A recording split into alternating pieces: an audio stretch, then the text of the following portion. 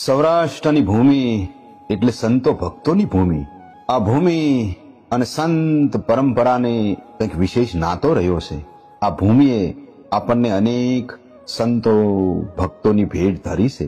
કોઈ સંતે ભૂખ્યાને ભોજન કરાવી, તો કોઈ સંતે દીન દુખિયાની સેવા કરી, કોઈ સંતે ભજનો અને પદો રચીને માનવ સેવાનું મહાન કાર્ય કર્યું છે.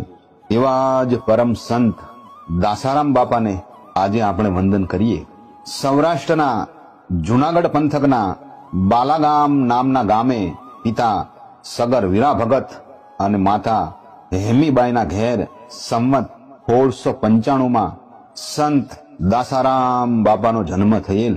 એ સમયે સમગ્ર ભારતના પોણા ભૂભાગ ઉપર મોગલોનું સામ્રાજ્ય સ્થપાઈ ચૂક્યું હતું. સનાતન